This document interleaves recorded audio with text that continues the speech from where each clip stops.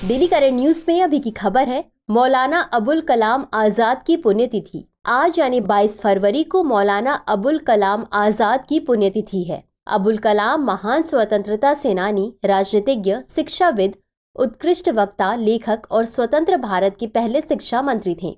इनका वास्तविक नाम अबुल कलाम गुलाम मुहियुद्दीन था। यह मौलाना अबुल कलाम आजाद व मौलाना आजाद नामों से भी लोकप्रिय थे। इनके नाम में अबुल कलाम का शाब्दिक अर्थ है संवादों का देवता।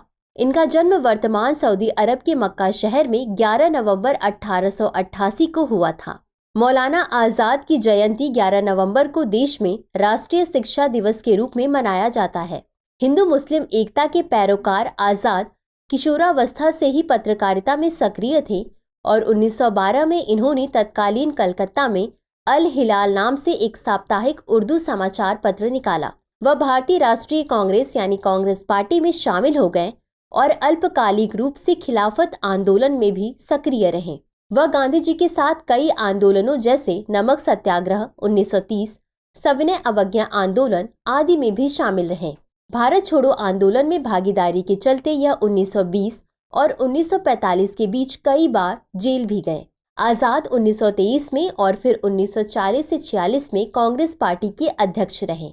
यह विभाजन के कट्टर विरोधी थे तथा हिंदू मुस्लिम एकता के समर्थक थे और दृढ़ रूप से अखंड भारत की वकालत करते थे।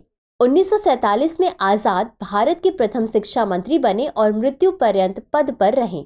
22 फरवरी 1958 को दिल्ली में इनका निधन हो गया।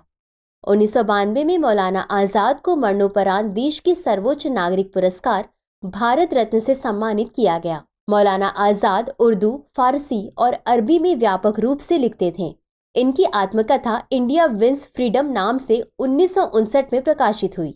इनकी अन्य पुस्तकों में गुबारे खतीर, हिज्र ओ वसल, खतबत ए आजाद, हमारी आज़ादी, तज़करा आदि शामिल हैं। चलिए अब देखते हैं आज के अभ्यास प्रश्न को। मौलाना अबुल कलाम आजाद के बारे में निम्नलिखित कथनों पर विचार कीजिए। 1.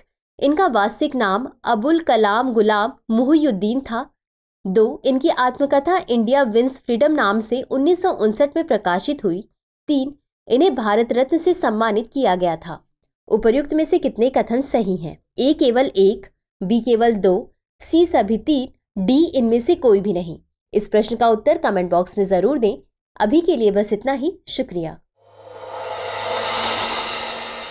डियर व्यूअर्स, अपने एग्जाम की तैयारी को और बेहतर करने के लिए हमारे चैनल को लाइक, शेयर और सब्सक्राइब करना न भूलें।